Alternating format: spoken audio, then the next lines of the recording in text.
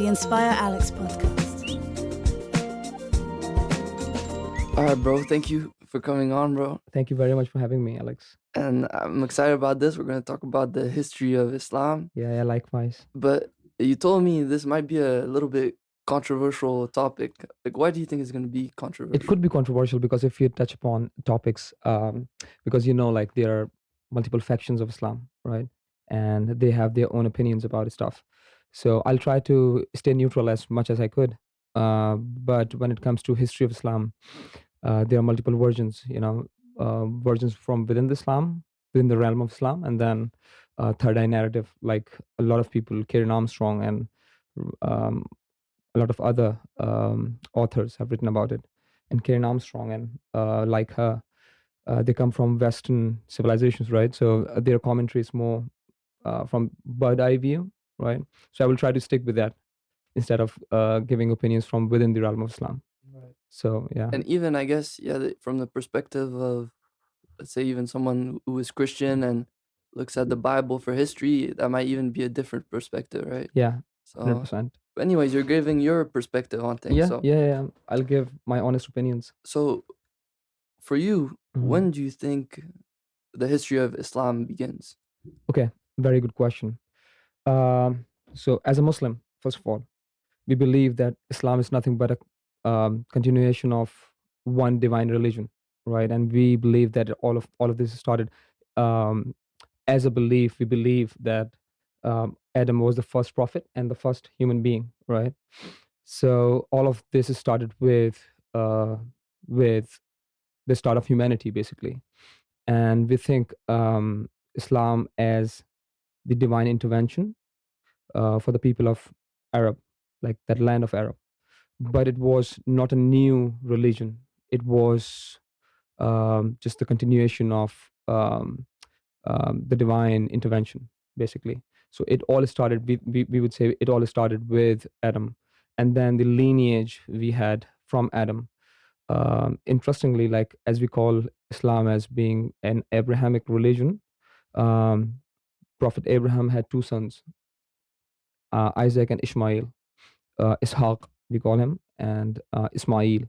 So with Ishaq came all these king prophets like David and Solomon and all of the Bani Israeli prophets. But from Ismail, there's no prophet in a sense, like no one claimed to be a prophet. Uh, and Prophet Muhammad came from the lineage of Ismail. So just to answer your question, we believe the story of Islam began with the story of humanity, or you can say the story of divine intervention. So yeah, So you could say it started kind of in the beginning of time, really. yeah, beginning of history, Mm-mm. as we say. Yeah. And then, so would you say like Islam is different to like the Muslim religion? 100%. So every religion, I think, I think you would agree with it, like because religion is part of the bigger civilization and the bigger culture. So culture evolves, right? And so does the religion. So when it comes to faith and when it comes to belief, they evolve too. Islam, in its essence, is different from what Muslims perceived. And as Muslim civilization and Muslim Caliphate spread it and expanded, Islam changed its form. And this is what I want to talk with you about. So Islam as a faith is something else, but what Muslims practice now and what Muslims were practicing before, even during the time of Prophet, was something different than the essence of Islam. Yeah. Okay. Yeah. And that's very interesting. And then so you'd say like Islam is just something that is, and whatever you perceive it to be, it doesn't matter. It is something, and all be, and you, so we can talk about kind of, how it spread and stuff like this, but just how it's originated, Mm. or they say it's Prophet Muhammad. Yeah. uh so from there, how would you say it kind of went off? Yeah, And let's do it. Let's talk about the inception of Islam. as an idea, right? So we all know, like Muslims know, um, and it's a common belief and it's a common knowledge among Muslims that Prophet Muhammad claimed that he has got wahi. Wahi is the revelation, right? He got the first revelation when he was age 40. And before the revelation, Prophet Muhammad, in his personality, had a lot of charisma. So a lot of people believed in him, like in a sense, like he's a good guy, right? And being a good guy, truthful guy, he had this laqab. Laqab is like, um, um, so when for example you, Alex, we call you, I don't know, something like you are truthful, right? So in Arabic, he was known, Prophet Muhammad was known as Amin. Amin is like truthful and the person who gives what he says, like person who does what he says. Um, and so he already had his charisma. He already has those leadership qualities innate in him. And when at the age of 40, when he revealed to people that he had these revelations, that is known to be the beginning of Islam as an idea. Like there is a new message which supersedes the old messages, Okay. right? And what are these revelations? Yeah. So it is started with, as Quran says, the first revelation was about learning new things. For example, the first word that was revealed was Iqra. Iqra means learn, basically, or read, right? So Prophet Muhammad, the first revelation that came on him was about learning. So Islam, basically, you can say Islam is very much about learning stuff and grasping knowledge and accepting new knowledge, which could actually annihilate whatever knowledge you had, right? Or maybe not annihilate, which could actually support the knowledge you have. So it depends, like how accurate your knowledge and how accurate your perception of things are or were.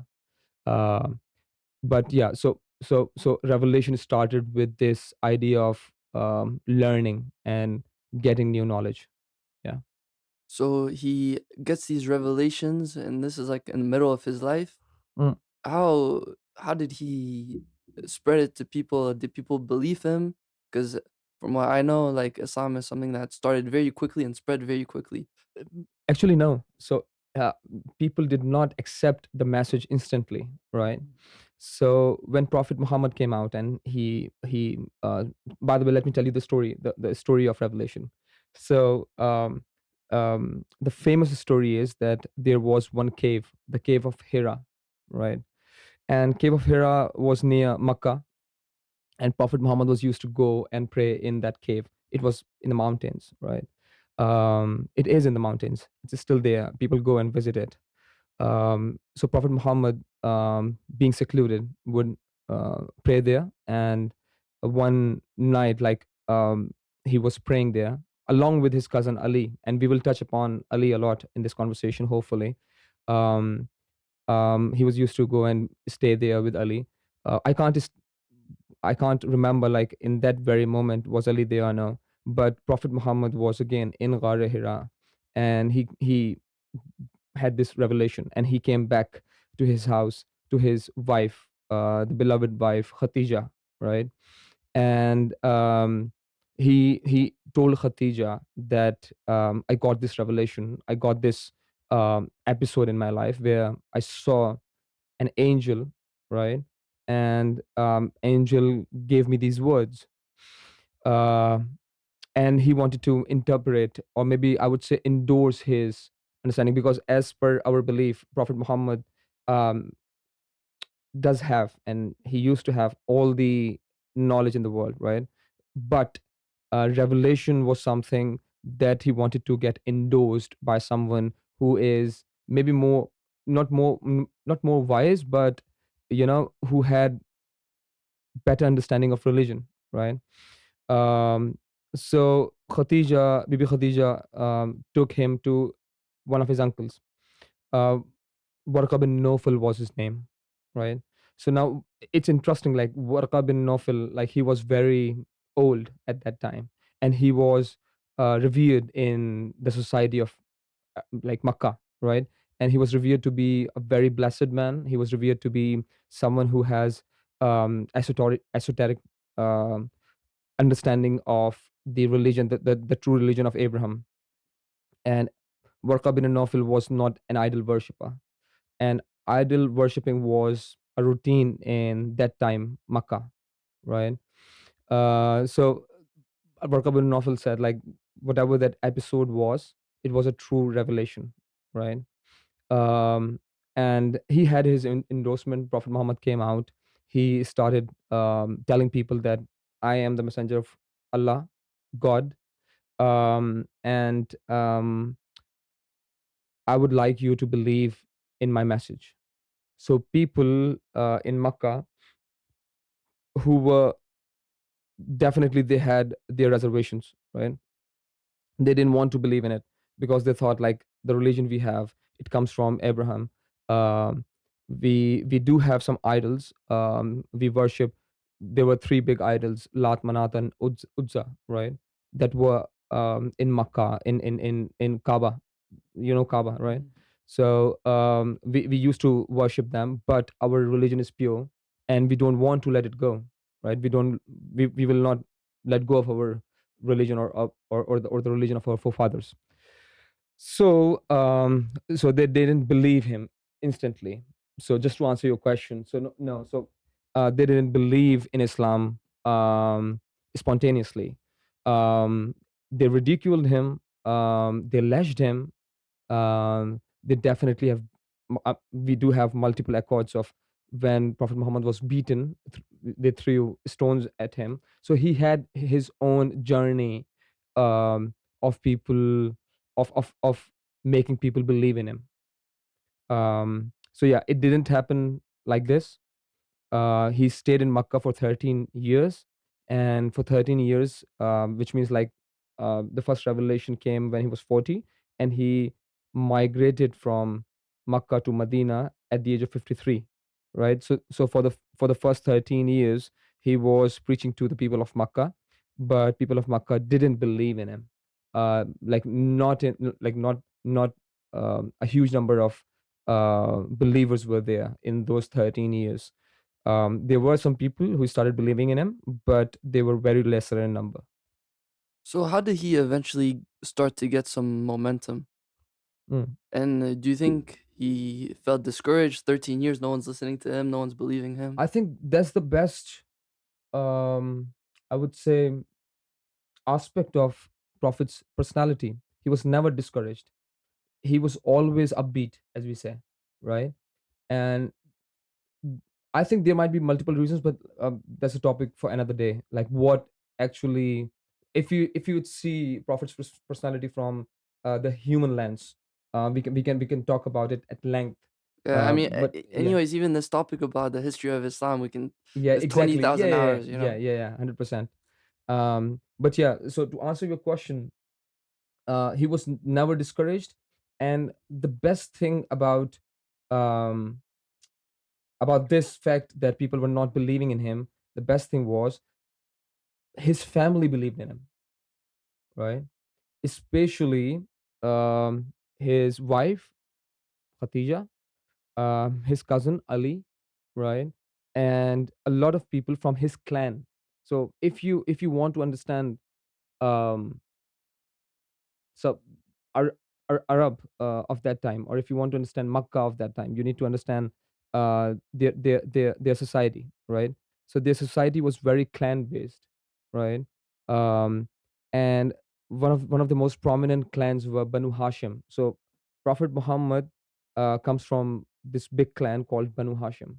So most of the people in Banu Hashim started believing in him. So he had this courage, he had this, support from his family, his immediate clan. um there are some incidents when people of Makkah boycotted the whole clan, right? So in Makkah, it was very famous, just to boycott the whole clan if someone has done something against the norm or against the custom of other clans, or like Makkans in general. Like, if someone has done something against the tradition, so people started boycotting him. But his family, his immediate clan, steadfast. They stood fast, and they made sure that Prophet had all the support. Um, so, but with this span of time, some people started converting to Islam.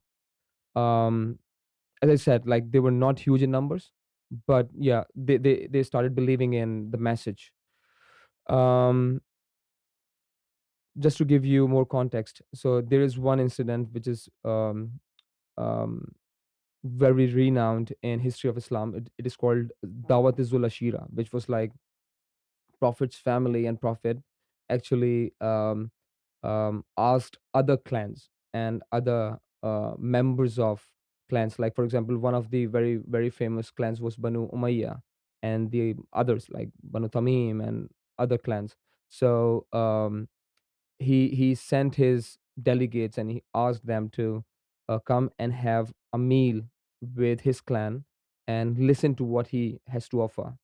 So they came, they had dinner, um, they listened to Prophet, and then they just ridiculed him, and they were like, no, this is not the right religion, and we don't want to accept it, and they would leave. So it happened 3 nights consecutively.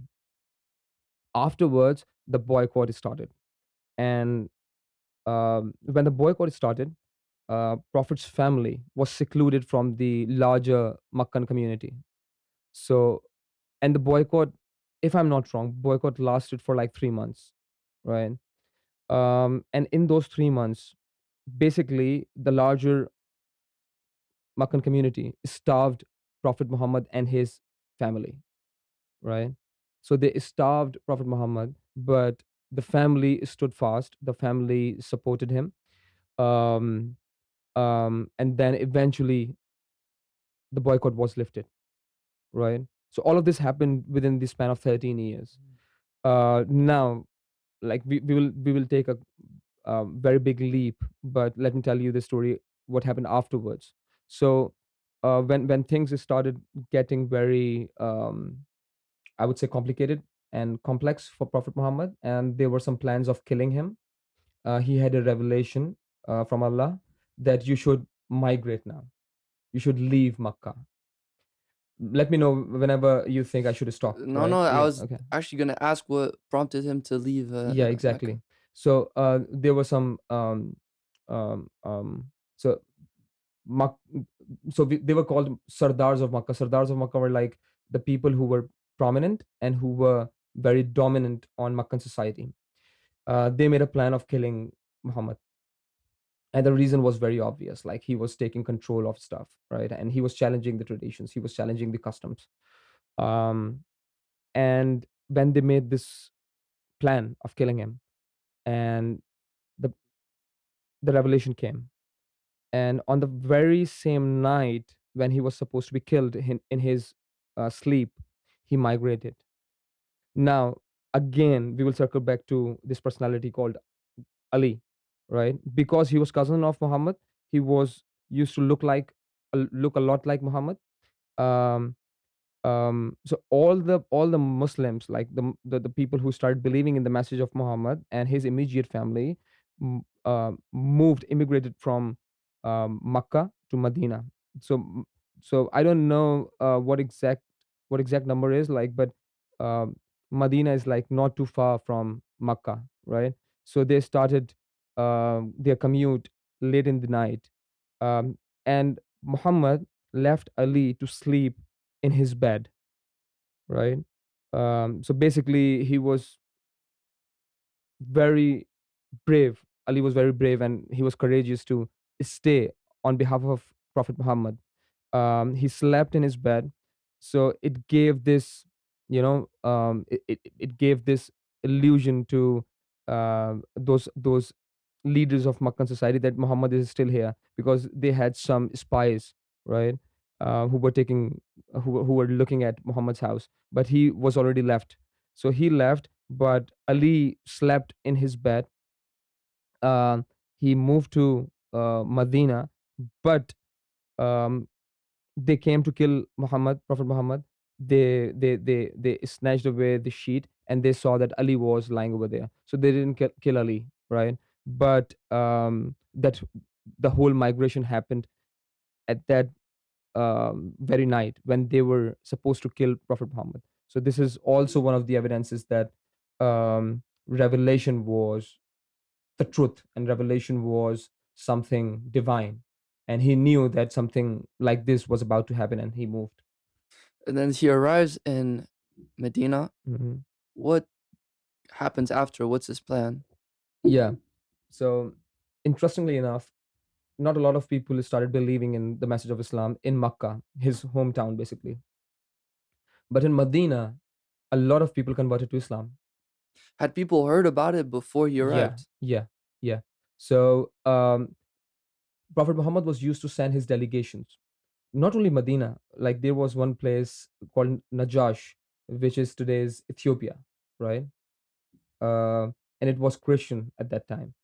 So they had a king, and Ethiopia was a big kingship back then. So Prophet Muhammad sent his delegation again. One of his cousins, his name is Jafar Tayyar. Jafar, right? So he sent a delegation under the leadership of Jafar Tayyar. Jafar Tayyar went to Najash, today's Ethiopia, and even the king of Ethiopia didn't convert to Islam, but he had his um, heart tilted towards Islam, right? So he didn't. So and Prophet Muhammad didn't ask him to convert, basically. And Jafar Tayyar was like, you don't need to convert to Islam. This is our message. We believe that you are Ahlul Kitab, which is like you believe in one of the books. You believe in one of the divine books, which is Bible, right? We don't want to. We are not here to just push you towards the religion of Islam, but we have this message, and if you like it, just keep it, and let us stay here. So yeah, so one of the reasons why Prophet Muhammad sent this delegation under the leadership of Jafar Tayyar was like, Muslims were persecuted in Makkah, so he was sending people all all all over the world to make sure that those people live, and those people could live and start their lives. So that's why he did send some people outside of Makkah, um, and he did send some people to Medina, and those people took the message of Islam to Medina, and people of Medina, interestingly, they started believing in it. So instead of having his support from his hometown, which is Makkah, he started having a lot of support from Medina. So when he eventually arrived in Medina, he was welcomed, and it is one of the most famous um, incidents and episodes in the history of Islam when Prophet Muhammad arrived in Medina, because he was welcomed by the indigenous people of Medina, except some clans who were Jewish, right?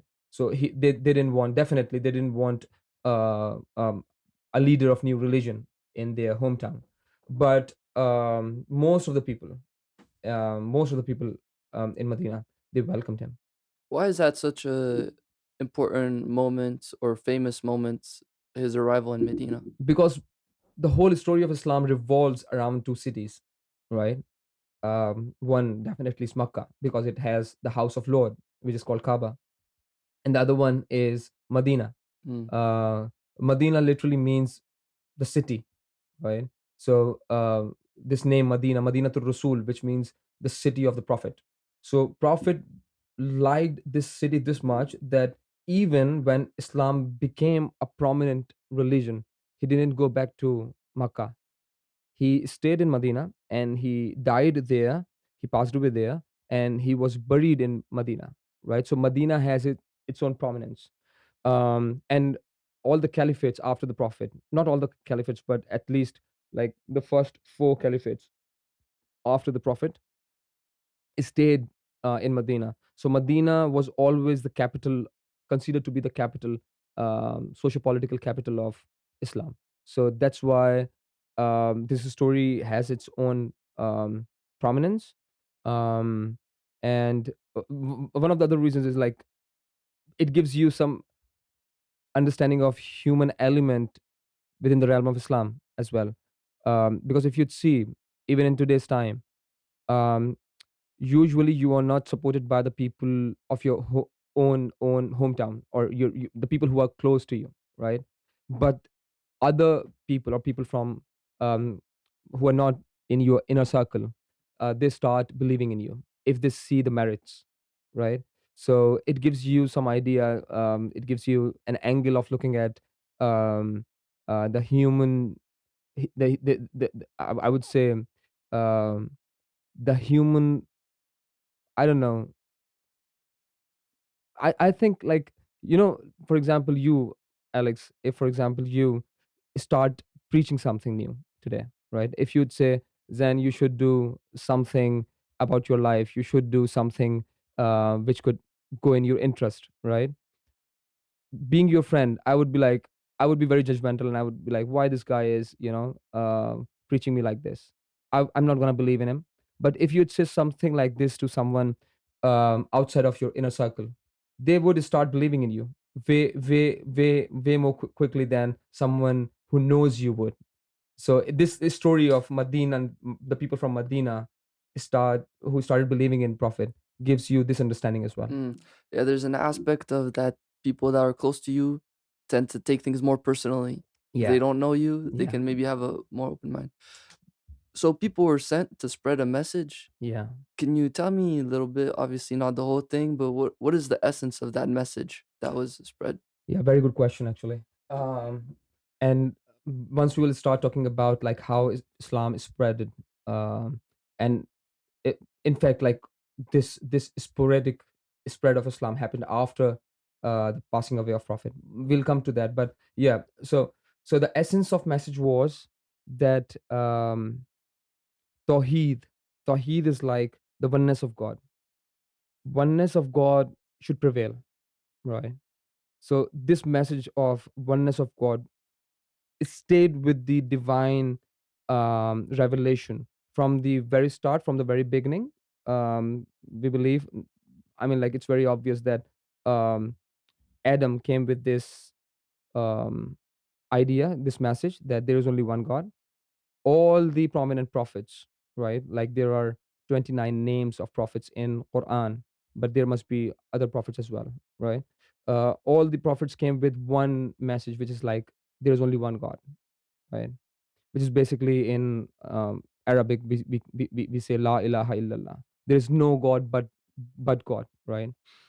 So this message was the core of all other messages, and then there was um, a secondary message, which is like, and I am the last prophet of God, right? There will not be any other prophets. So this was the message. But if you see this message seems to be a slogan. For example, if you'd see politicians these days, they come up with a manifesto, and then they have a slogan, right? A motto. So this sentence, this phrase, La ilaha illallah Muhammad Rasulullah, which is like, there's no God but God, and Muhammad is the last of the messengers. It seems to be a slogan, but the larger message was that you need to come back to the human way of civilization. You know what I mean? So let me tell you one thing. Why do we need revelations, and why do we need divine intervention? Um, this is the question every Muslim, every believer should ask. Like, um, Jews, Christians, everyone should ask. Like, why do we need divine intervention?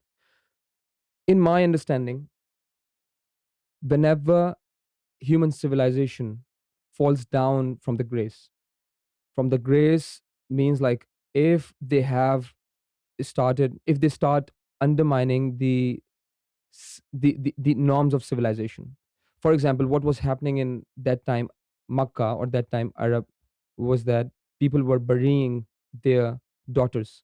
So as soon as a daughter was born, they would bury them, because they were so ashamed of having daughters, right?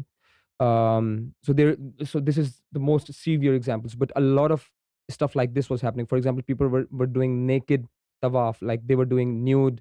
um Tawaf is encirclement of Kaaba, the cube, the house of Lord, right? So people were used to do that. So a lot of unimaginable things were happening around Prophet Muhammad. And his message, which is like, there's no God but God, and I am the last of the messengers.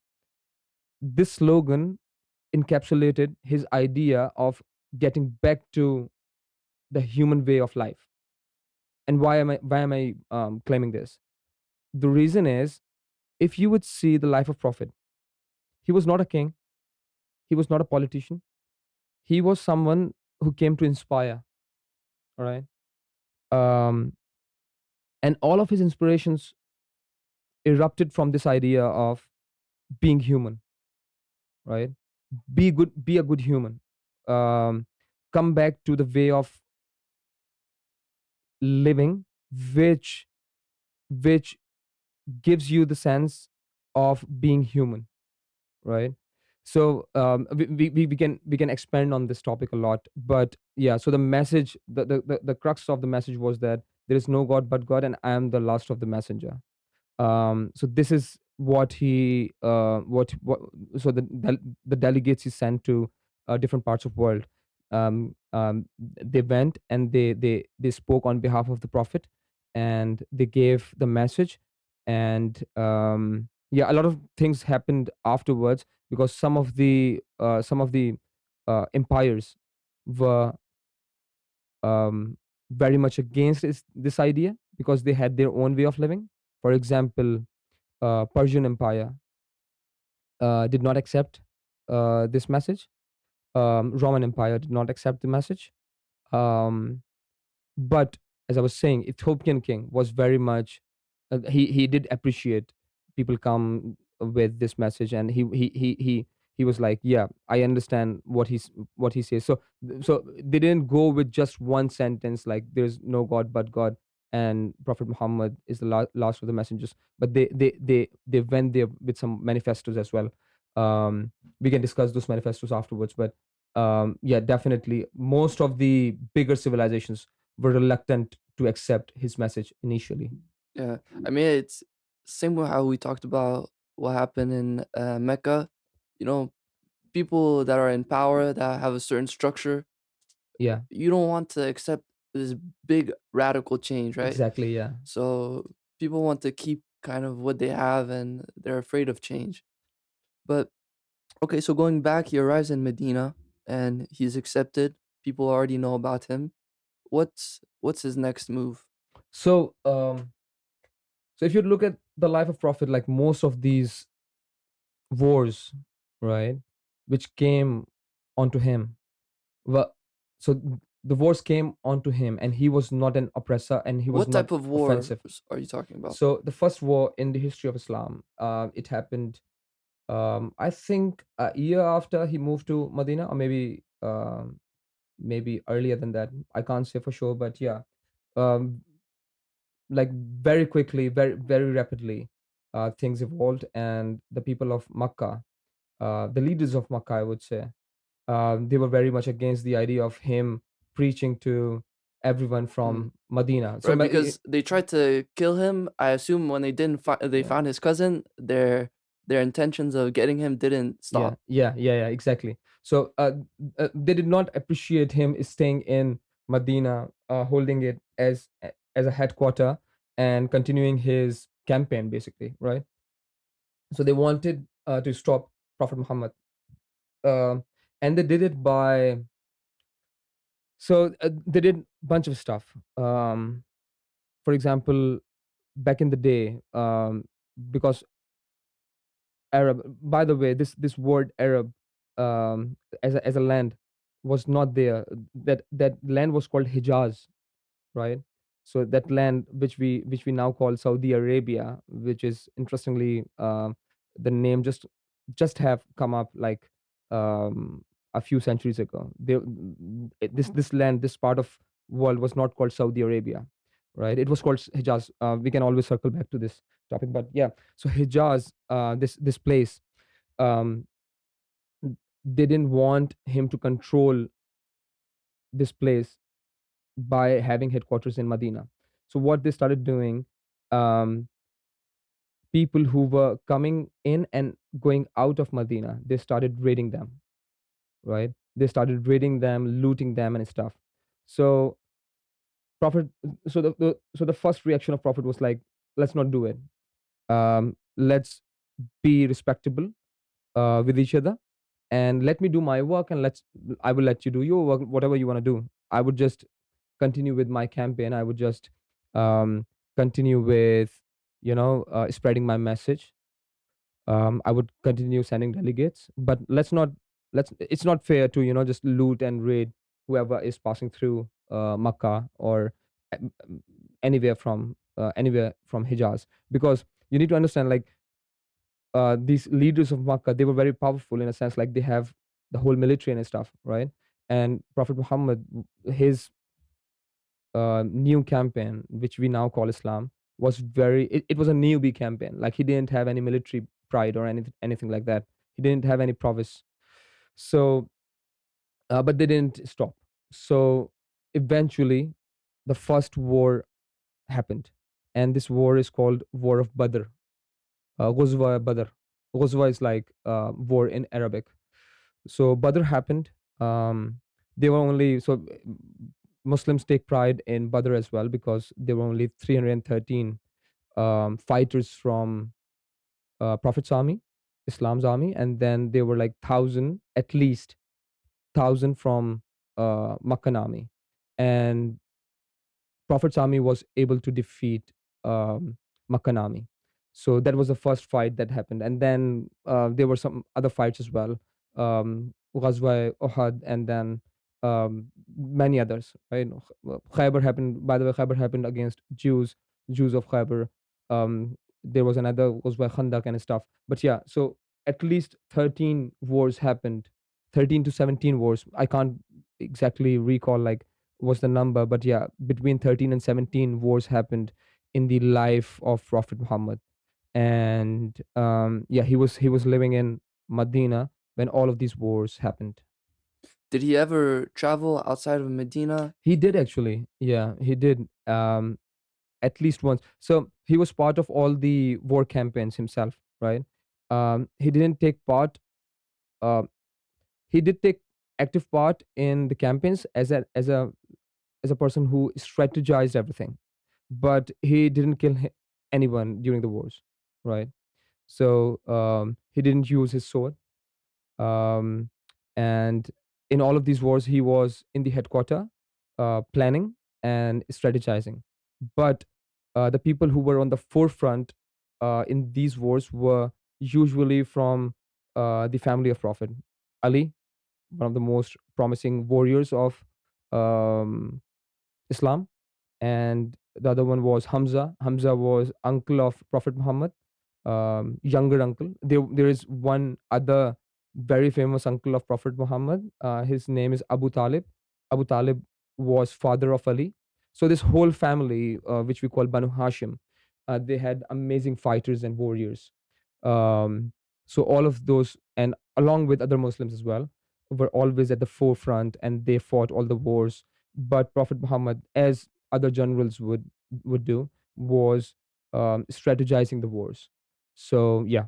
So, But he never went outside to maybe spread the message, like say, mm, okay, I'm going to no, no, no, Africa or no, no, no, Europe or no. whatever. So he was used to send delegates, but he didn't go anywhere. Yeah. So as far as I could remember, the only time he went outside of Medina, like properly, except going with his troops, was when he went back to Makkah, when he was able to um, get back Makkah from those leaders, and it happened like very late in his life, right? But eventually, he was able to get back Makkah from the leaders of Makkah, and basically, they accepted Islam, but they accepted Islam just to you know feel safe, basically.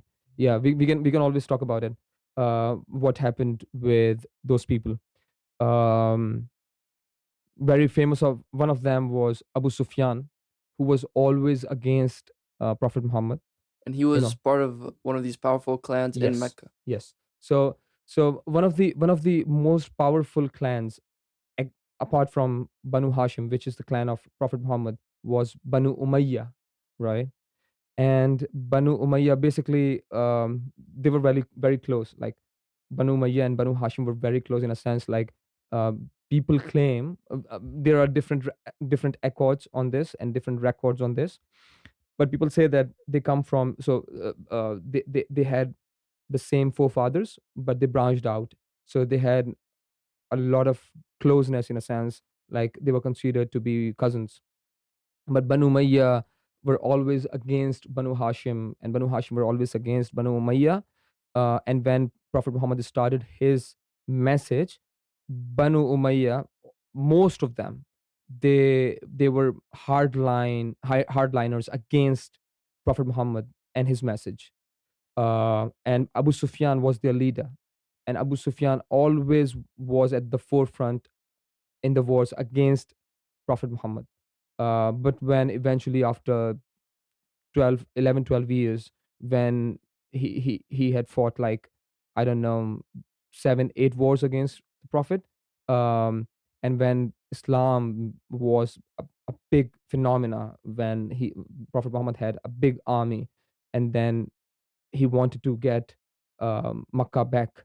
Um, Abu Sufyan and his clan and most of his people converted to Islam, but they did it, definitely they did it just to make sure that they feel safe. So you wouldn't call them true believers, true converters. That's very interesting. Now this is where it gets controversial. Because if you'd ask someone from the realm of Islam, what do they think about people who just converted to Islam to feel safe? What do you think about them? They would have different opinions. Now the thing is, you so you can convert to Islam because of anything, right? But if you continue working against Islam, for example, you remain clandestine and confidential and in stuff, and plan against Islam, plan to deteriorate Islam internally, or um, you don't take active participation in, you know, I don't know, annihilating Islam, but you make sure that you help the ones who are actively involved in depletion of Islam. What would you call them? So where I come from, we believe that in Quran has this amazing surah, Surah Al Munafiqun, so which says a lot about the hypocrites within the realm of Islam. So Alex, you might need to understand this. Wherever there is a political campaign, just imagine Islam to be, which is not like, Islam is not a political campaign. We can discuss a lot about it, but it's a political phenomena and it's a social phenomena. So we need to look at this as a social and political phenomena. So if you have a political phenomena going on anywhere, for example, let's take an example of Cold War, right? So you did have some spies within the realm of, I don't know, KGB, and you had similar in CIA who were working against their own organizations, right? What do you call those guys? You would call them traitors, right? But you might not know,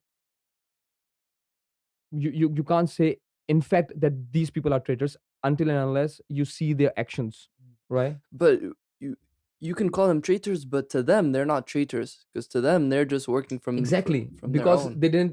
they didn't believe in the political phenomenon they are part of. So you know what I mean. So for example, as I was saying, like more, like a lot of people from Banu Umayyah, they converted to Islam because they wanted to feel safe. Because the whole time when Prophet was around, when he was in Makkah and when he was in Medina, these people were fighting against him. But as soon as Prophet Muhammad and his campaign became very huge, when they were not able to control it, and when Prophet Muhammad wanted Makkah back, they converted to Islam. And if you'd see their actions, the confidential actions, and then right after the passing away of Prophet Muhammad, those actions which were confidential and private became very, very apparent and very obvious that they were working against the essence of Islam, right? So as you said, like in their head, because they didn't buy the idea of Islam rationally, and they had to accept Islam, uh I wouldn't say under pressure, but they accepted Islam to become part of it, and then start working against it, right? When, for example, like when you can't do anything against a political campaign, what is the best idea? Just to penetrate that political campaign and start the propaganda within that political campaign, right? Or start doing some stuff like that.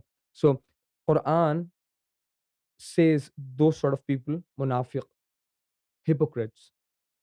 So yeah. I would That's say, and this idea of hypocrites in Islam is an interesting idea, and it can also be put in a slightly different way. Nowadays, many people, a Muslim can look at another Muslim and say, you are Muslim, but you're not Muslim, yeah, and yeah, look at another guy that's not even Muslim and say, hey, this guy is even more Muslim yeah, than you, yeah. and, Just to just to yeah. clarify this point, this is very important, right? So, um, because if someone claims that they believe in La ilaha illallah Muhammad Rasulullah, you are not allowed to call them kafir. Kafir, do you know the meaning of kafir? Kafir is like um, non-believer, right? So because just because they claim that they are kafir, sorry, just because they claim that they are Muslims, and they believe in the message of Prophet Muhammad, which is like La ilaha illallah Muhammad Rasulullah, you can't say that those people are kafir or hypocrite. You can't. Yeah, But this expression, actions speak louder than words. yeah, How does that? So you can say a guy says this, but yeah. then acts a completely different way. This is why How do you understand. balance that? Yeah, this is why understanding the history of Islam is very imperative. And the problem with most of the schools of Islam, like the thing is, like we are just discussing the tip of the iceberg right now.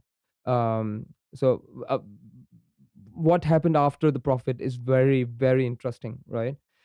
So if people won't understand the history of Islam, and if people don't know the personalities which were very prominent in early stages of Islam, they don't know those personalities, and they can't say like what happened back then.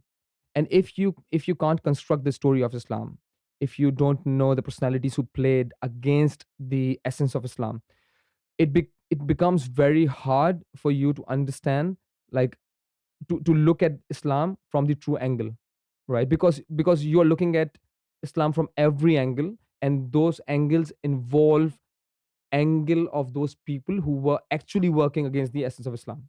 Does it make sense? It makes sense.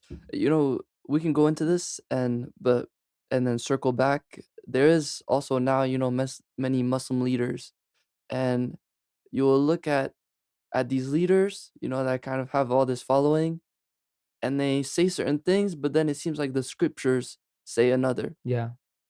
So are these, are they really following? Are they just using Islam? It's a we can you know what we can Yeah. circle back to this, Yeah. Yeah. Yeah. Yeah. but so and because I think this is connected. Yeah. After when we look at the spread of Islam, Hmm. there's also the spread of the Islamic Empire, Yeah. right? Yeah. And so I think with that it's kind of connected. But can you talk I love about? the fact I love the fact that you have already separated and segregated the empire of Islam from Well, Islam. that's why I was gonna ask you. Do you That's separate brilliant. the Yeah. two? Yeah. Yeah. 100%. I separate the two. And the reason is quite obvious. The reason is, after the prophet, first of all, we need to understand like what Islam is. We have already touched upon it, but let me expand on it a bit. Islam, again, like you can look at Islam from the social perspective, from the political lens, from other lenses as well. But Islam, in its crux, it's it's a faith-based religion, right? And Prophet Muhammad, in his personality, he was not a king, he was not a politician, he was someone who came to inspire, right? And he didn't build an empire. As I was saying, like all of these wars came on to him. He didn't start any of the wars, right? And all of these wars were defensive in nature. So he didn't have any plan of expanding Islam through warfare. All right. So just like whoever has written about Islam, and whenever they say, especially Western authors, whenever they say that Islam is spreaded because of the warfare, they say it because after the Prophet Muhammad passed away, a lot of warfare started, right? And expansion of the so-called Islamic empire started. But Prophet Muhammad didn't have any plans like this, right? He didn't want to. So just to give you more backstory and background, he didn't have any boundary of Muslim empire. He didn't have any throne, right? Having thrones was very um, common those days. Like for example, 2 to 3 big empires were there. Definitely, where Islam comes from, the region was poor, but still, like he didn't do any military campaigns against any empires per se, right? So his teachings were not teaching of sporadic spread of Islam through warfare. He came with the message. He wanted to delegate some responsibilities to his disciples who would go and preach his message, and that's how he wanted Islam to prevail, right? So are we clear on this? Okay, all right. But after the prophet, a lot happened, and most of these warfares, most of these um, um, wars that were responsible to spread Islam happened. Nothing of this nature happened during the lifetime of the prophet. So just to answer your question, um, in its essence, Islam doesn't support the forced conversion of people, right? It doesn't support. And even when so-called Islamic expansion of the Islamic empire was happening, now this would be very interesting. I would say this to be an Arabic expansion, expansion of the Arabic empire. That was not Islamic empire, right? That was not something of the same caliber Prophet Muhammad started the Islam on, right? It was more Arab in nature than Islamic in nature. Does it make sense? So, as you were asking, just to conclude it quickly, this expansion of empire was Arabic. It was not Islamic. In a sense, definitely Islam got its root within the Arab culture, right? Islam became an embedded part of Arabic culture, but Arabic culture was more than Islam, right? For example, the way of dressing, right? I don't know, the way of speaking, right? The language, all of that was um, um, part of Arab culture, but those facets of Arab culture had Islamic relevance as well, right? Does it make sense? Yeah, they were connected in a sense, like Islam came for the Arab society. Um, it had its root in Arab society, but it was the message which was for the larger global community, right? This concept is interesting about the Arabic expansion instead of the Islamic expansion. And some people nowadays they see it as the Islamic expansion. Mhm. Can you say, and it's an interesting idea, but do you think maybe they used the idea that we're just spreading Islam in order to justify this growth? Yeah, let me tell you, like in my head, what so the books I've read, as I was saying, in the earlier part of this podcast. So if you'd look at all of this, this story of expansion of Islam from the third eye perspective, right? People say that Islam spread it because there was the sword involved, right? And Caliphate was very. By the way, I am critical on the Caliphate itself, right? I'm critical, but this is not the right way to describe what happened. Caliphate is like the continuation of leadership within Islam after the passing away of Prophet, right? But so especially the third, so especially the Western authors who had like third eye narrative on Islam, they've been very critical on this way of expansion of Islam. They say that caliphs um, were brutal against people, right? People of different empires. And when they started warfares against those empires, they forced people to convert. But that was not the case, right? If you would look at the New Age authors on Islam, they have switched their stance now. Um, what exactly happened was, because that was Arab expansion, the headquarters of those caliphates were in Medina, right? And they were expanding everywhere, right? For example, Persian Empire fell, and a lot of people became Muslim in today's Iran and in Iraq, right? And then Syria happened, and then Palestine happened, and most of the Middle East became Muslim. But caliphs didn't want to forcefully convert people to Islam. The reason being, if you look at this idea of, I don't know what it is called in English, but in Arabic and in Urdu, like my native language, it is called khiraj. Khiraj is like you pay some duty and taxes to the empire, right? Let's call them taxes, right? So the caliphates were collecting taxes from non-Muslims, from non-believers and non-Muslims, right? And there was this idea ingrained in um, Arabic Empire that non-Muslims who accept the message of Jesus and message of Moses, they are our brothers in the realm of faith. All right, and they called them Ahl al Kitab, the believers so the people who believe on the books, on the divine books, right?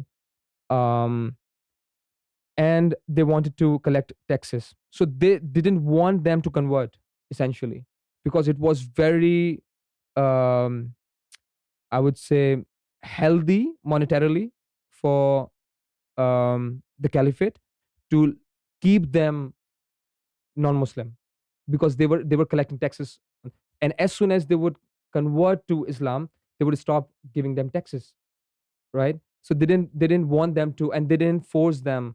I'm not saying, like, I'm not putting a blanket on everything that was happening. Definitely there were some incidents where forced conversions happened, right? But in general and broadly speaking, that was not part of the strategy of caliphs. They didn't want people to convert to Islam, because that was monetarily friendly for them to keep them. So if um, and that goes back to what we were talking earlier. If they didn't want them to go to Islam, then that supports your idea that really this was a Arabic expansion. Yeah, yeah, exactly.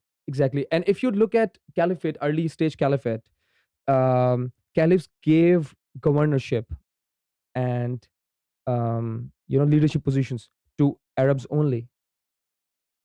Even the people who were very, you know, capable of leadership, but who were not Arabs, who were Muslims, they didn't give them positions of power. So if you would look at, if you want, we can start discussing about the caliphs, which came after the prophet. But we would need to understand, like, a lot of stuff what happened right after the death of the prophet, and it becomes even more controversial now, because the chasm that happened, the schism that happened after the Prophet Muhammad, which eventually um, became the basis of the schism between Shia Islam and Sunni Islam, happened right after the Prophet died, right? So we can come uh, towards that. We can circle back on that. But yeah, just to answer your question, um, um, they didn't want them to convert because it was helpful for them to run the empire. Caliphs didn't give positions of power to the people who were non-Arab but good Muslims, um, um, traditional Muslims who were even part of Prophet's campaign. There were some Sahabis, like some companions, for example, Salman Farsi and some others, who were non-Arab but were not given leadership positions. So this idea of Arab expansion, I think, makes more sense than Islamic expansion. Mm. Yeah, let's go back to how the caliphate started. And would you consider, because you said earlier that that the cousin Ali was very important. Yeah. Do you consider him a caliphate? And why was he so important? Yeah. So let's talk about during the life of Prophet what was the role of Ali, and then we can always jump to the fact like what happened right after the Prophet died. So as I was saying, like Ali was very important since the very inception of the idea of Islam, right? And even before that. So Prophet Muhammad, peace be upon him, sallallahu alaihi wa alihi wasallam. So Prophet Muhammad um, disclosed that he has got this revelation when he was age 40. But what happened before age 40? Let's quickly talk about what was going on in Makkah prior to Prophet Muhammad, right? So people say that there was no religion at all before Prophet Muhammad. That's not true, right? There were there was a religion, right? I mean, a true religion. Definitely, there was a religion of idol worshipping and stuff. But there was also a true religion which is called Deen Hanif. All right. So I can't translate it. Deen means, broadly speaking, religion, right, of faith. But there was a faith. Um, we spoke about Barqa bin Nawfal, the uncle of Khatija, the wife of Prophet. He was actually part and one of the leaders of Deen Hanif, right? And Deen Hanif was the preserved religion of Abraham, right? They believed in there is no God but God, right? And they were not idol worshippers. And Prophet's family was part of Deen Hanif, right? They were not idol worshippers. So if you'd look at Prophet's father and his uncles and his grandfather, they were very prominent in larger Hijaz, like the larger Arab community. So this family of Prophet Muhammad, who were the direct descendants of Ishmael, of Hazrat Ismail, they were very prominent and very key figures in that part of world. Now, this clan, the immediate clan of Prophet Muhammad, which is called Banu Hashim, it always had a lot of sanctity, right? They were pure in a sense, like they didn't do any idol worshipping, and they had their own customs and traditions which were aligned with the customs and tradition of Abraham. All right. Um, then came Prophet Muhammad, right? His family was always in support of him, and not only in support of him, they were giving their lives for Prophet Muhammad, right? So no one would give their life if they don't believe in anyone's message. And because Prophet Muhammad's message was not something very radical against the idea of Abraham's religion, they were definitely very welcoming to that. Um, they always welcomed Prophet's message. They always were in support of message. But the larger household was always welcoming, but especially Ali. The reason being, Ali was, if I am not wrong, Ali was 13 when the first revelation came. So he was very young when the revelation came. And Prophet Muhammad was responsible he was basically a godfather of Ali, right? He was a caretaker of Ali.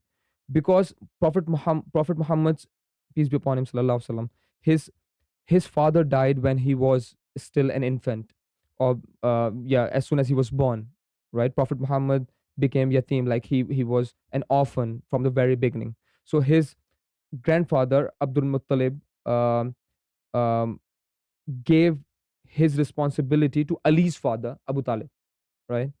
So Prophet Muhammad's basically godfather was Abu Talib, and Abu Talib was very old when Ali was born. So Ali's godfather became Prophet Muhammad. So Ali was actually, you can call him like, I don't know, someone who was an apprentice who always saw Prophet Muhammad as their leader, right? And he always tried to be on Prophet Muhammad's side whenever he was praying, whenever like he was doing chores and stuff. So he learned everything from Prophet Muhammad himself. So it gives you an idea of how important Ali was for Prophet Muhammad, because he basically built that man up, right? Now, so this is one of the very significant aspect of Ali's role in Islam. Like he was the one who was built to be like a shadow of Prophet Muhammad, right? Now, um, Prophet Muhammad got the revelation. Ali was the first one who believed in Prophet's message. He was like, "Yeah, I know him." Like he was a young man. He was like 13 when revelation came.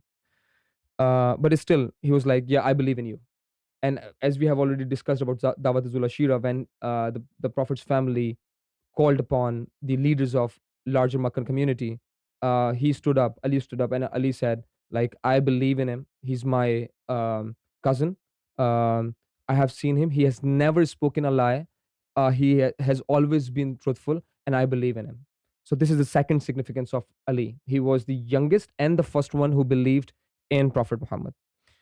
Now, Ali was always at the very front in all the campaigns of Prophet Muhammad, especially the campaigns as we have discussed. Like he was migrating from Makkah to Medina, and Ali was the one who slept in his bed, and he was very okay to give his life, right?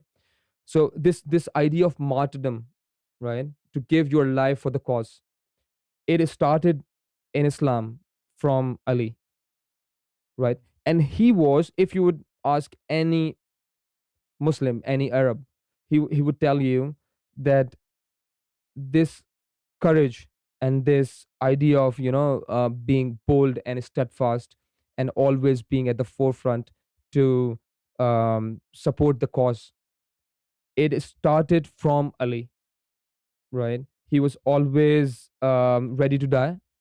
We have already discussed about the first battle of Islam, Battle of Badr. He played a very prominent role in that battle and all the battles. um, I don't want to discuss about Battle of Ohad and stuff, but yeah, he was always at the forefront of um, um, these campaigns, these war campaigns and stuff. The fourth significance: Ali married Prophet's daughter, Fatima. Right? You must have heard about Fatima, right?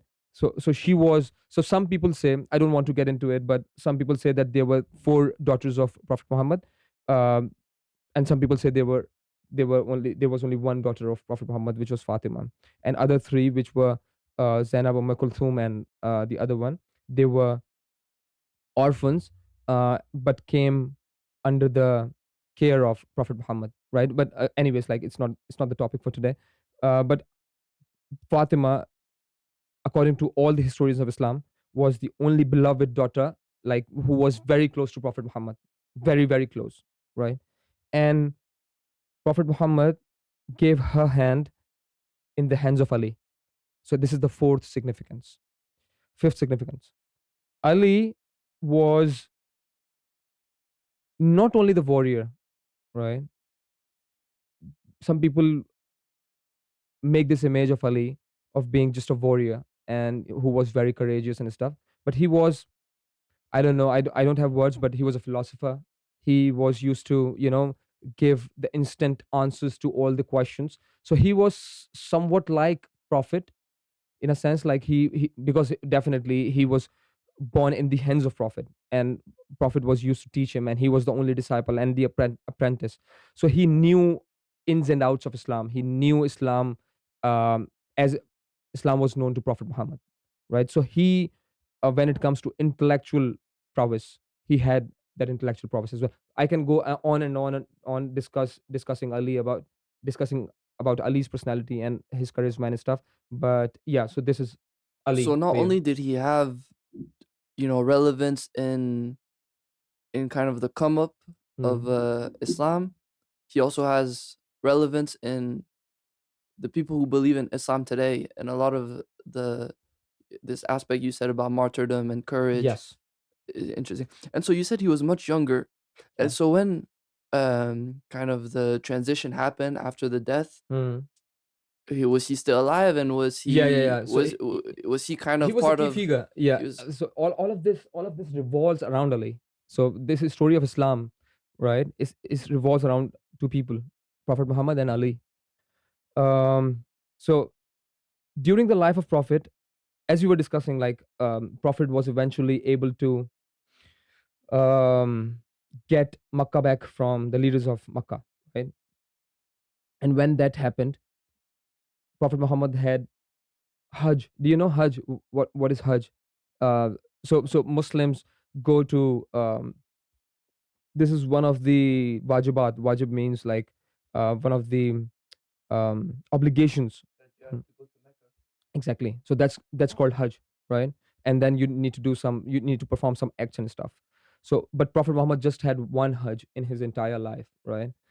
And it happened like once he was able to take back Makkah. Excuse me. So, when he went to Makkah to perform his Hajj, the whole larger community of Islam gathered in Makkah, right? So that was, um, honestly, like, this incident of the only Hajj Prophet Muhammad had in his life is the cornerstone of this understanding of Islam, because the whole community was there, right? If not millions, thousands of hundreds and thousands of Muslims who were there. So they gathered around Prophet. Prophet marched from, I don't know, marched is the right word, but yeah, Prophet started his commute from Medina to Makkah to perform the Hajj. And when he went to do his Hajj, when he was coming back to Medina, he stopped at a place called Ghadir Khum, right? Ghadir Khum has a huge significance because that was the last sermon of Prophet's life, right? So, someone means like, um, uh, the whole community was there, and he wanted to address the whole community and, you know let them understand like what his beliefs and what his message is. Now, it is very interesting in a couple of levels. We are discussing Ali. I know. I will tell you like what happened and why Ghadir Khum and this incidents of the last Hajj, the last sermon, is very important when it comes to Ali. But let's look at this last sermon from another angle as well. So, as we were discussing before, like this, the purpose of Rasulullah, the purpose of Muhammad, peace be upon him, was very humane, because if you would read the last sermon, you would see the things he says, there is no edge to an Arab on a non-Arab. So he was against racism, right? Um, Basically, he says, there is no edge to Arabi on Ajami. Ajami are non-Arabs, right? And Arabis are Arabs, right? So then he said there is no edge on of there is no edge, um like whites are not superior to blacks, right? So again, he was against racism. So he was against I just want to say, like, he was not in support of these ideas that you are made superior to someone, right? You need to have that superiority. Now he gives you the basis of superiority. He says one human being could only be superior to the other one on the basis of taqwa. Now taqwa, this word is very interesting, and you would hear this word a lot from Muslims. Taqwa, loosely translated, it means the connection with God. And the connection with God, as per my understanding, is humility. If you are, if you have humility, and um, if you are someone who is very much connected with the message of God, if you're practicing that message, then you have superiority over others. Basically, does it make sense? So you need to be humble, and your humbleness would tell the others that you are superior. Otherwise there is no other basis. There is no other base on which you can say that I am superior. If you're white, you're not superior. If you're black, you're not superior. If you're Arab, you're not superior. If you are non-Arab, you're not superior.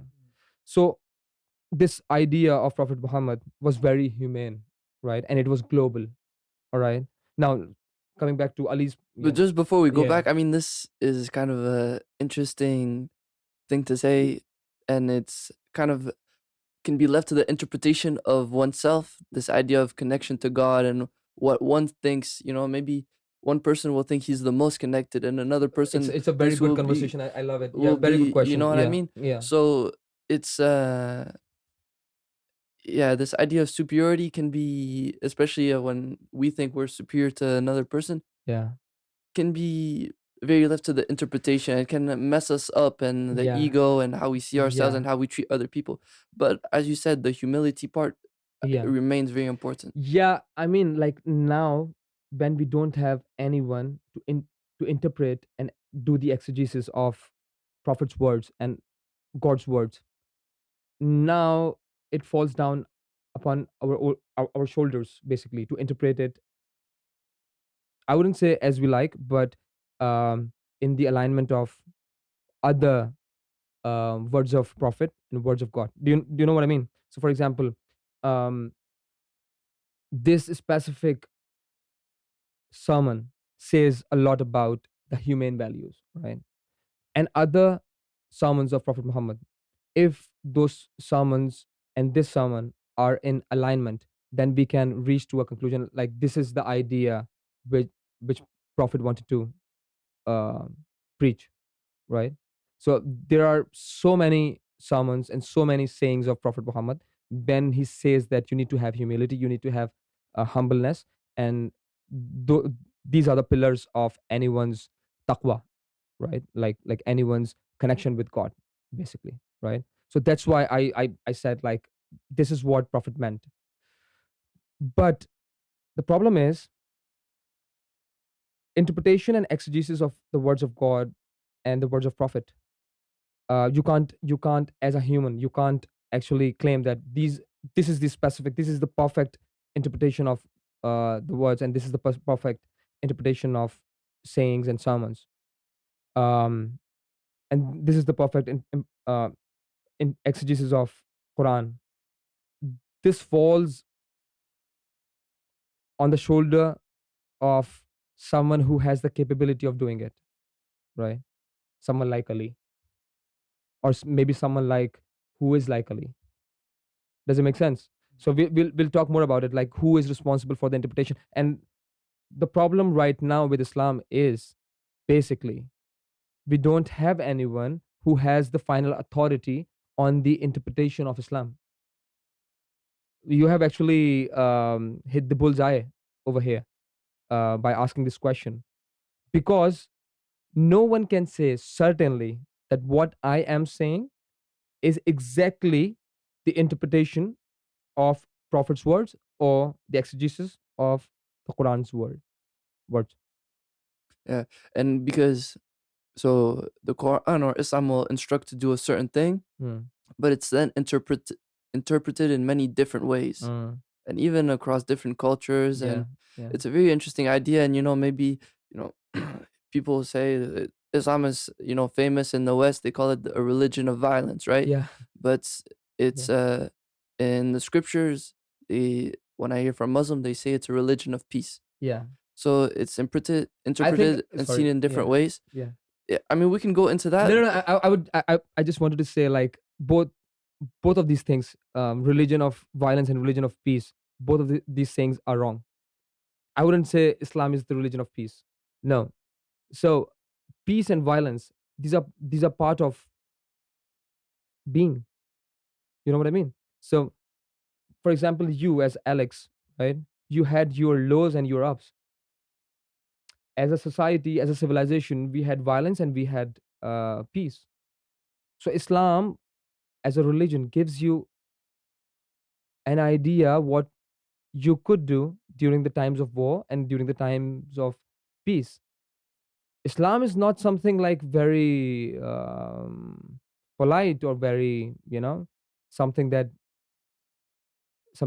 makes you imbecile. Um, it gives you an idea that if an enemy comes and the enemy wants to kill you, you need to defend yourself. How would you defend yourself? Won't you defend yourself with a sword? You would. If you have a machine gun, you would. If you have a bomb, you would. This is how you defend yourself. And Islam says that defending one's life, like defending my life, is obligatory on me. So Muslims who say that Islam is the religion of peace, I don't think that's the case. Islam is the religion of violence? No, absolutely not. Because Islam, first of all, the literal meaning of Islam is like um, salam. Salam is like peace be with you, right? But if you have, so in this sense, yeah, you can say Islam is the religion of peace. But if you have some ill intentions against me, right? And you want to kill me, and if you want to destroy me, and if you want, so then what do you want me to do? Like, should I turn my other cheek towards you? No. Why do you think Islam is interpreted and seen by some people as the religion of violence? It's a very recent phenomena, right? Definitely. V- I I don't think I shouldn't call it West. Um, but Roman Empire, when it fell, basically all the empires which were fallen, they had grudges against Islam, right? Um, and it all makes sense to me. Like, if you'd see it from political lens, it makes sense. Like, if uh, Roman Empire was huge, right? We have not never seen anything bigger than Roman Empire. On the same hand, we had Persian Empire. It was huge, and both fell because of Arab expansion, right?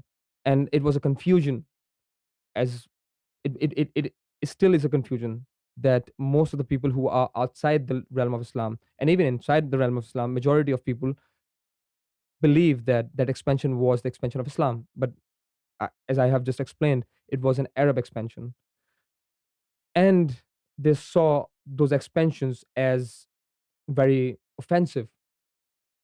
They were doing the same thing. Like, Romans were doing the same thing against others, right? And Persians were doing the same thing against others. But when they were defeated by Arab expansion, they had this grudge. And that grudge compelled them and persuaded them to say that Islam is the religion of war and violence, right? So this was back in the day. But even today, if you'd see terrorism, you'd see coming it out of the Islamic world. But no one talks about the grassroots reasons of these of this terrorism. I don't wanna touch upon it in this conversation. We can always talk about it in future conversations. Hopefully, we'll have some. But yeah, so people in the West, um, due to this propaganda machine that they have right now, they believe that the Muslim world has this innate grudge against them. That was not the case.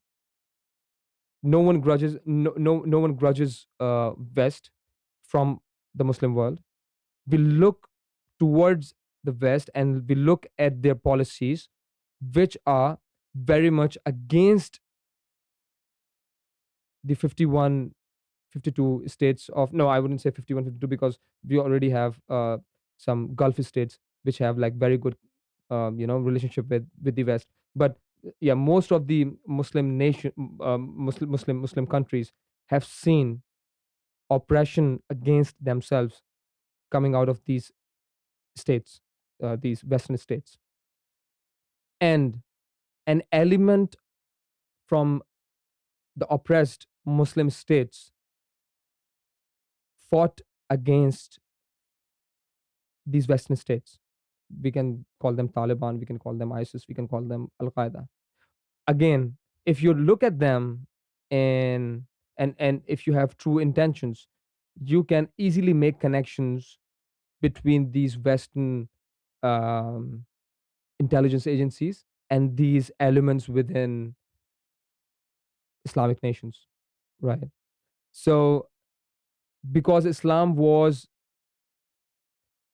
progressing and people were accepting Islam as their religion in the West, I'm just saying that this could be one of the reasons. I'm not an expert on this topic, but Islam was propagating in the West very rapidly, and it is still propagating in the West very rapidly. Maybe that's why they started this propaganda that Islam is the religion of war and violence. It is BS, in all honesty, because most of these operations that these elements being, the elements from the West against themselves just to portray something, these elements are very, very minute fraction of our society, Muslim society. So yeah, I think it's BS.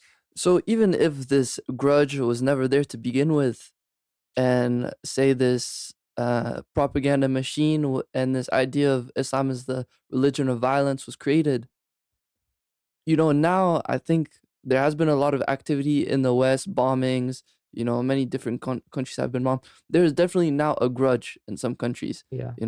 Look at whatever, Yemen now, or Yeah. Afghanistan. Yeah. There is a grudge now.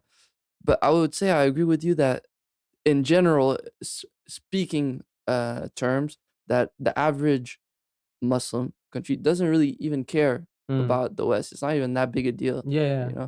But it's the West probably feels, oh well, we're so great, so obviously they have something for us, right?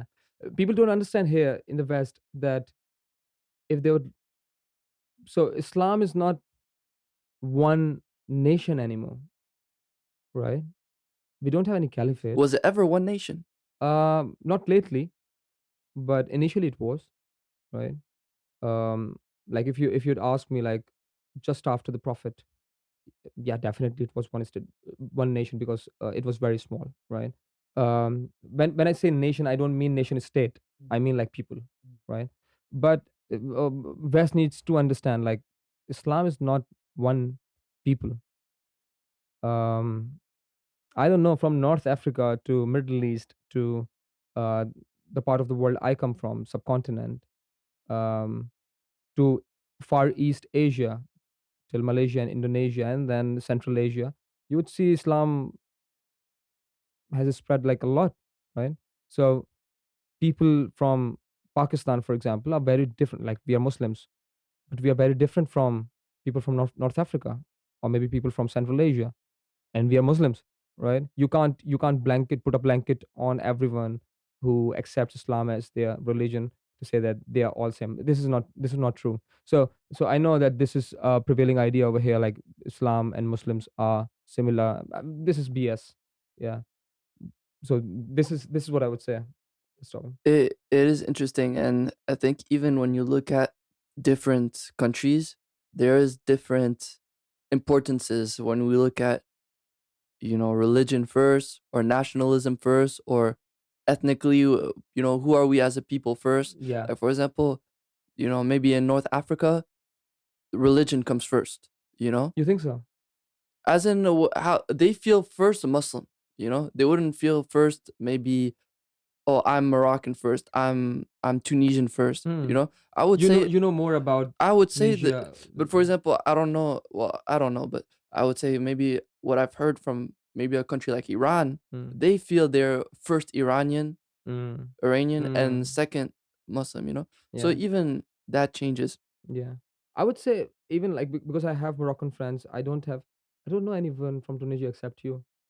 But I think this idea of nationhood, like they call themselves Moroccan Muslims, so it says a lot, right? So no one calls. So if someone on the street would ask me, where are you from? I wouldn't say I'm from Islam or I am Muslim. I would say I'm a Pakistani, right? So people have started taking this pride by associating themselves with a nation, like nation state. So there is no pride. I wouldn't say there is no pride, but people won't tell anyone that they are Muslim when they would ask about them. Yeah. Okay, and to go on this idea, there is this, question of where where people originate from. You know, who are we Mm. as a people ethnically and stuff like this. So North Africa, a lot, they're Arabic ethnically, Yeah, right? yeah. So would you say their origins are from the Middle East? There are people from the Middle East. Well, it's a very hard question. I don't have any answer to this. Like I don't know. So the reason I ask is, yeah, it's like, even now when we hear about this, like, Palestine Israel Yeah, yeah. issue, there's this question of, where are people from, Mm. and should people go back to where they're from, you know? Yeah. So, but anyways, So, you, uh, just to go back on what we were talking about, you know, even in this current day, we talked about the interpretation of Islam, that's mm, it's interpreted differently. But and you mentioned about that even today there's not one person yeah. that is, and who knows, maybe there is no person that actually can. You said Mm, there is only one last prophet, so mm, maybe that will never be fixed. mm, But there's a lot of with that being said, there's a lot of Muslim leaders still out there today, mm, and they have a big following. They say one thing, but maybe they don't really follow the scriptures all the way. mm, mm. Do you have any, would you say, criticism for today's Muslims leaders? Yeah. So so the bigger question should be, and the big question is, but I mean, like the question we should address is that what is the mechanism of leadership in Islam, right? So as you said, like there are so many leaders, but if you'd see those leaders, they are leaders of nation states. Even if in Iran, if you'd see, you would see a Maulvi, an Ayatollah running the state, but he's running our state, right? He's running Iran. He's not running Islam, which he's trying to portray, which is fine. Like it's his um, line of leadership. Like he wants to become the leader of the whole ummah, the whole Muslim nation, which is fine. Like it's his political motives. That's all right. And if you'd see MBS, Mohammed bin Salman, the guy from Saudi, so he runs a show for Saudi, and then we have some other, right? So Erdogan running Turkey, which is the most secular Islamic state, I would say.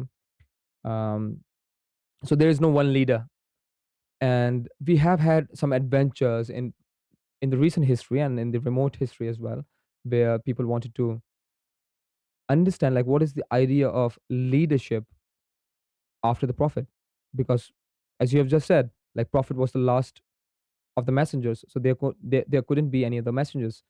So what would happen after him? This would prompt us to talk about what has happened just after the death of prophet.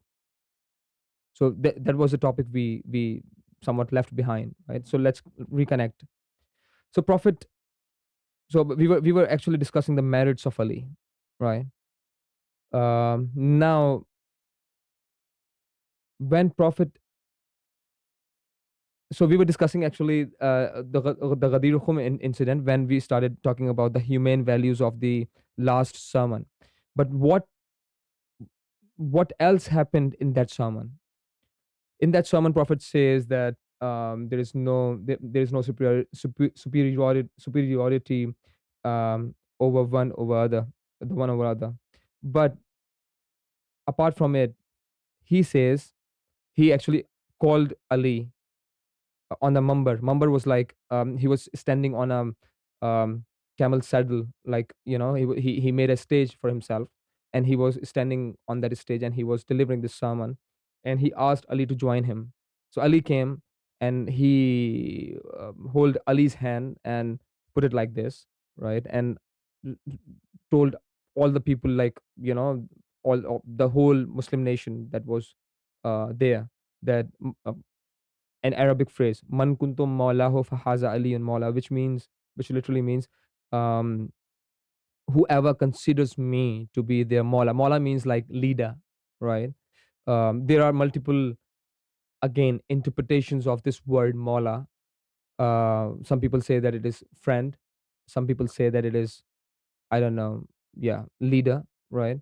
Uh, so usually the Sunni Islam, you know what Sunnis and Shias are. Can you describe what the Yeah, difference is? yeah, sure. So this is the bedstone, of cornerstone, sorry, um, of how Sunnis and Shias basically split their ways by this very incident. So Prophet Muhammad sallallahu alaihi wasallam, peace be upon him, he hold Ali's hand, and he waved his hand in the air and said, "Whoever considers me to be the Mawla should consider Ali to be his Mawla, her Mawla." Now, Mawla means, some people say Mola means a friend, and some people say, because Arabic is a huge language, right? It's a very different language than any other language, because you can have 70 different meanings of the same word, right? And 70 different ways of saying the same thing. So when he did this, um, the interesting part of this, so the connotation was, whoever considers me to be the Mawla should consider Ali the Mawla. So now the question arises, do Muslims consider Prophet as their friend or as their leader? Sunnis say, the Sunni Islam says that this hadith, this saying of Prophet Muhammad, the word Mawla means friend, right? Shias say that this word Mola means the leader. For me, the Shi interpretation makes more sense. And it is not actually interpretation, it is very obvious. Because the whole sentence is, whoever considers me, Prophet is saying, whoever considers me to be the Mola should consider Ali a Mola. So the simple question is, do you consider Prophet as your friend or as your leader? And what difference does that make if you consider one Yeah. or the other? The huge, like, the only difference that should be there in the history of Islam, because if you'd consider Prophet to be just a friend, then you don't need to, like, you can have opinions from a friend, you don't need to get obligations from the friend.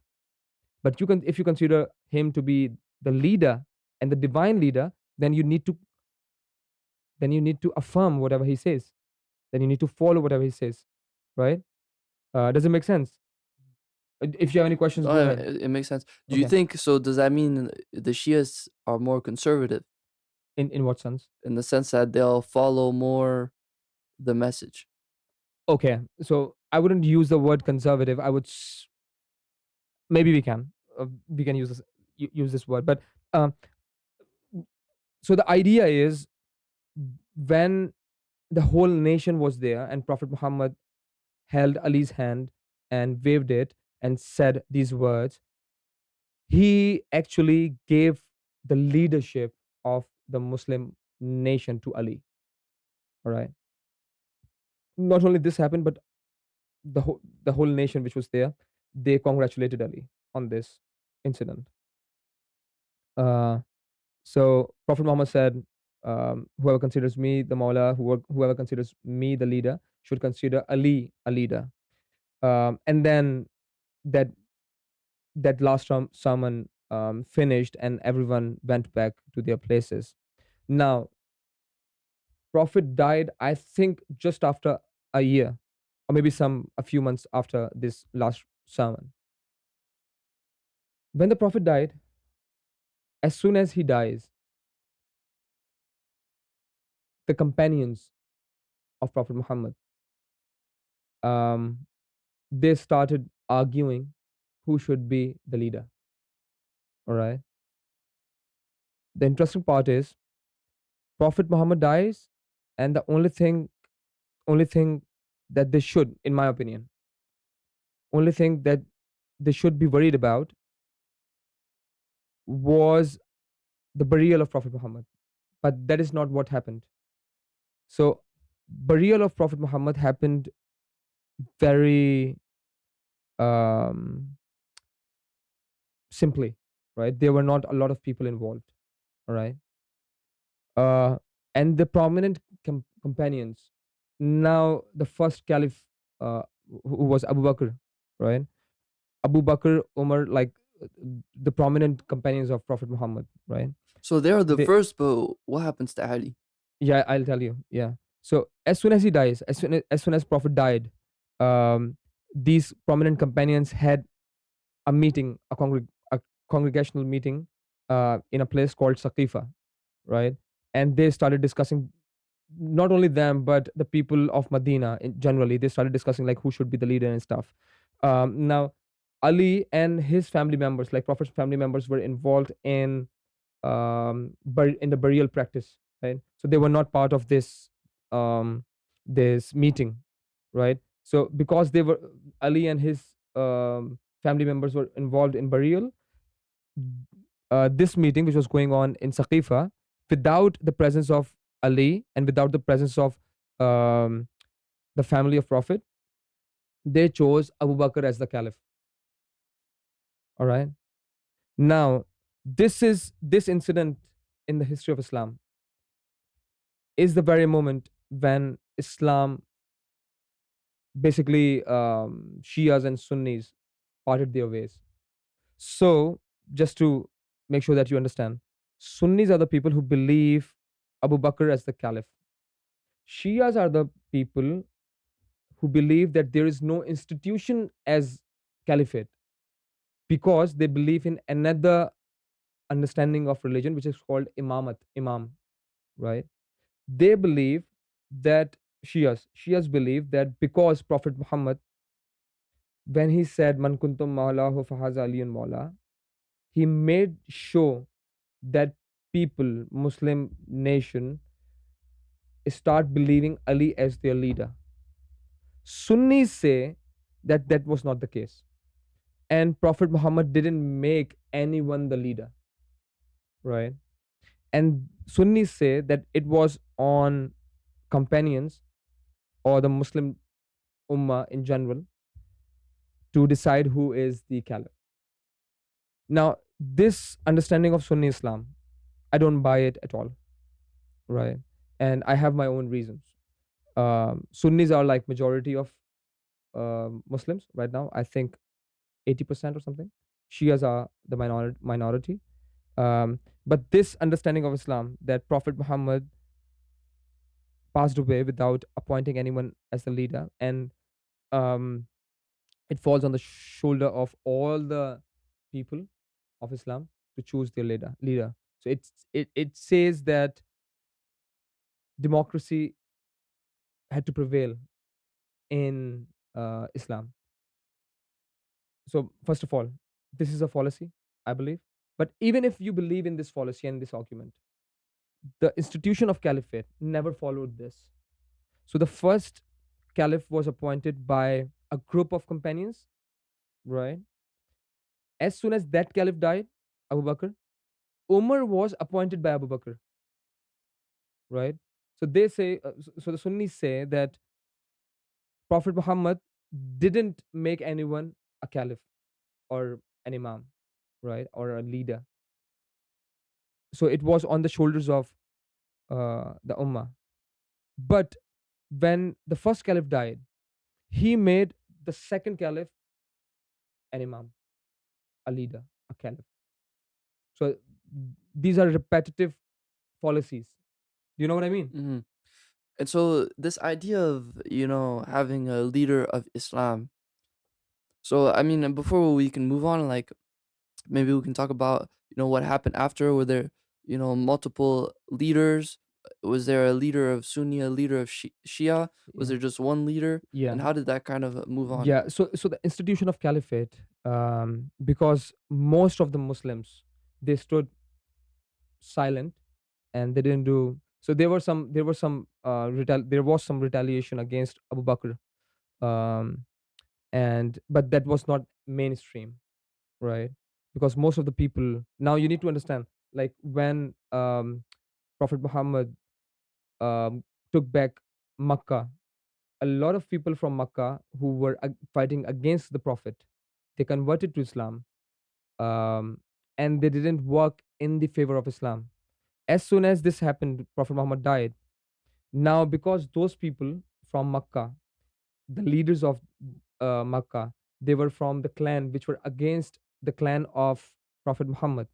They didn't want the clan of Prophet Muhammad, which was Ali and his group, to take the power, right? So they were huge in number. So they started um, supporting the other group, which was Abu Bakr and Umar and other companions. Now everything became very intricate for a simpleton Muslim, and as they were simpletons, they didn't do anything. But some people retaliated, but they were suppressed by the caliphate. Now, to answer your question, as a leader of the state, now Islam becomes the state. This is the very moment when Islam becomes the nation state. During the life of Prophet, there was no nation state, there was no caliphate, there was not an idea of, we are a state and we want to expand and stuff, right? Um, but now, this very moment when caliphate was formed, this idea started propagating. Ali and his, because the followers of Ali were not very much in number, they didn't retaliate. And the reason being, they would have, because the people who retaliated against Abu Bakr, they were slaughtered, right? And Ali wanted to secure the sanctity of Islam, and he didn't want the, the all the efforts of Prophet Muhammad, his cousin, to just shatter as soon as he died. So he stayed silent, and his followers didn't retaliate. He just stayed in Medina without leading anything, right? He didn't make any efforts to get the power. He just stayed there. Now we can talk more about, like, he became the fourth caliph uh, uh, of Islam eventually, but how he became the fourth caliph, that's a different story. But yeah, the first caliph was Abu Bakr, the second was Umar, the third was Usman, right? And then the fourth became Ali. But interestingly, no expansion of Islam happened during the reign of Ali, and it was just for 4 years. The first caliphate was about 8 years, I think. The second, Umar's, was like 12 years or 10 years. On Usman's was like 14 years. I don't know. I can't recall the exact numbers, but yeah, somewhat along the lines. Um, but yeah, so yeah, And so this when did this institution of caliphate stop? Because today there's no more this idea of the nation of Islam. yeah, Is there still an institution of caliphates, and or how did that stop? yeah. So it is so I would need like 30 minutes to explain it, right? What happened. But the first four caliphates, right? Abu Bakr, Umar, Usman, and Ali, these caliphs are called in mainstream Islam, they are called Khalifatul Rashidun, which is like the rightly guided caliphs. All right. So even Sunni Muslims, they believe that only these four caliphs were rightly guided, and the caliphs who came afterwards were not rightly guided. Do you know what I mean? So they believe that leadership, which started after the Prophet, only four, and sometimes they include the 6 months caliphate of Ali's son Hassan, to be rightly guided. So only 4 or maybe 5 caliphs were rightly guided, and after these 5 caliphs, those were not that much rightly guided. Do you know what I mean? So they don't have any um, sanctity. Like those caliphs didn't have any authority per se. Like they did have authority politically and socially and militarily, but when it comes to interpret Islam, they didn't have that authority. It's very it's it's very complicated and complex to explain the institution of caliphate, right? Now, so it continued. The caliphate continued. Muawiyah came, Yazid came. Like these are the figures, caliphate figures who came. Um, the headquarters of Islam shifted from Medina first to Kufa for a very brief period of time, which is today's Iraq, right? And then it moved to Syria, right? And from Syria to Baghdad. Baghdad is again Iraq, then to some other places, right? So this caliphate of Islam evolved with this span of time. Um, so did Islam. When I say Islam, like the interpretation of Islam or the Muslims, they evolved, right? The religion evolved. Yeah, we can talk at length on that, but yeah.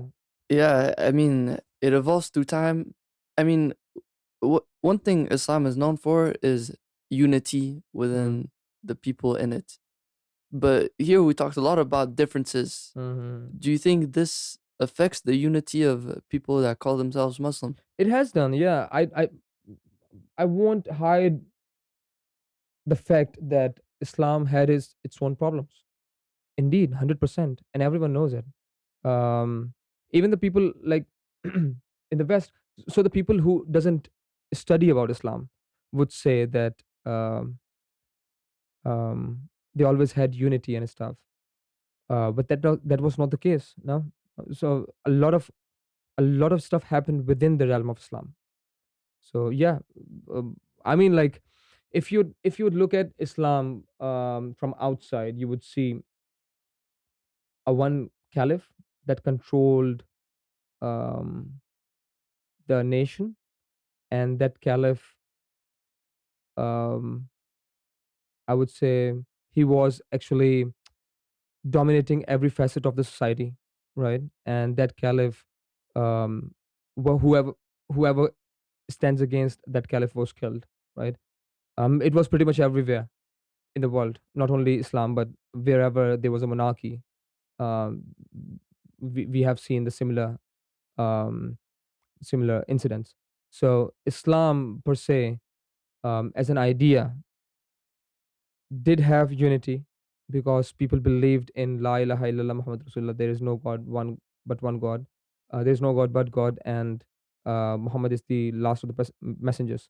So even Muslims and Sunni Muslims and Shia Muslims both believe that both believe in the same understanding of Islam when it comes to the crux of Islam, the crux of Prophet's message. But when it comes to the leadership after the Prophet, they parted their ways. Now, let me clarify. So even when it comes to the intricacies of this idea of oneness of God, now this falls into the realm of theology. So the theology in Shia Muslims is very different than the theology in Sunni Muslims. But again, like it should have like I don't know how many sessions to discuss. Yeah, I mean, yeah, it's all we can go into so many different Mm. topics, and as you said, maybe we can have a second one. But one thing I did want to ask, bro, is even you mentioned before that okay, we talked about the empire expanding, but today, even you said that Islam is still expanding even in the West. Yeah. So multiple things I want to touch on this, but do you think Islam is at odds with Western civilization? Do you think the two clash Mm. or not? They indeed do. Yeah, yeah, definitely. Um, again, we need to understand like Islam is not a faith-based religion in a sense Christianity is, right? Islam is a practice-based and faith-based religion. Christianity was pretty much the same, but eventually it has become something like just faith-based. Like you can do pretty much everything if you have believe in Jesus, right? But Islam is not like that. Um, Islam is a lot about this discipline, right? You need to be disciplined. You need to um, let go of certain things. For example, drinking. I know that Christianity doesn't allow it either, but it is somewhat like becoming very I'm pretty sure Christianity lenient. allows Okay, drinking. all right. I can't say for sure, but um, yeah. So Islam is very much about discipline, right? And it's a way of life, I would say, and it's a social religion. Um, and this is the problem with Islam right now because of, even if in my understanding the caliphate was not perfect, right? 100%, it has its own odds, it has its own flaws, but it was giving an illusionary idea of leadership to Islam, right? And that illusionary idea was able to have the social fabric of Islam intact, uh, but with the absence of caliphate, and with so now the nation states are prevailing, right? And there is no one leadership of the Muslim Ummah, so there is no social fabric intact um, in Islam. Um, so, but in Western societies, as Western societies are based on secular, um, I would say secular understanding of life, right? And even the countries that claim to be Christian, um, they are more or less very secular in a sense. Um, the way of life is not as aligned with, um, for example, the church, right? So I mean, like the way of life which was in the West before the Enlightenment or before uh, the Renaissance, right? It was pretty much aligned with the idea of what church says is basically the truth, right? Um, Islam had a similar idea. So whatever the Caliph says is the truth, and you need to follow that. Now, when you snatch away that authority figure from a nation and you superimpose something on that nation which is not indigenous and not organic, which has happened with Islam. So this idea of democracy was superimposed on Muslims, and they were not used to it. This like I'm not saying like they were not used to it in a sense. So this idea was not organically formed in that society. It was um, imposed by the colonial powers. So because it was imposed by the colonial powers, um, Muslims have tried a lot to become somewhat like West, but because the idea was not organic and not indigenous and not native to them, they are having a very hard time to become like the West, and it is a clash of civilization, 100%. Yeah. And we talked about this idea that in Islam, it's not a religion that wants to conquer and make people convert. Hmm. But do you feel as though, we're living here in the UK, that there is this push to make these Western countries more Muslim by the Muslim people? I've heard a lot of Muslims saying that Sharia law should come here in the UK and stuff, which is absurd, honestly. Um, Can you say a little bit what Sharia law is, just quickly? Sharia Sharia law, law yeah. is so it is the same like the interpretation of the law which was there during the Caliphate, right? So Sharia law is basically the jurisprudential system. Do you know jurisprudential, like the legal system which was followed during Caliphate? Okay. Yeah. And so you've met a lot of people that are saying Not a lot of people know. I have seen people some people. on social media. Yeah, Yeah. I have not met them personally. But so yeah, so yeah, so this is why I asked. Like, do you feel like, despite what we talked about the nature of Islam, Mhm. do you feel like there is this push of wanting to make I these don't think. Western countries Muslim? Definitely there is an element in Muslim world right now that sees Sharia law to be, like the answer to everything. I don't believe in it, um, because I know, like, you can't. So in the society like the UK, that's not the answer. Like, UK is looking for. Never. Like, it's a totally different land. It's a totally different people, and um, it's very absurd of people to think that Sharia law should come here to the UK or anywhere in the West, right? Because I believe, like, the heritage these countries have, those are very different than the heritage um, Middle East or Muslim world had. Can we take a quick break, Yeah, yeah, if it's all right? yeah.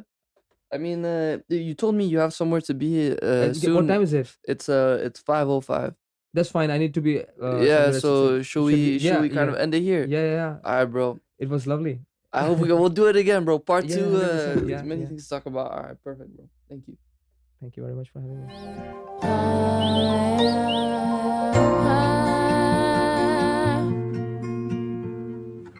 Thank you for listening to the Inspire Alex podcast. See you next episode.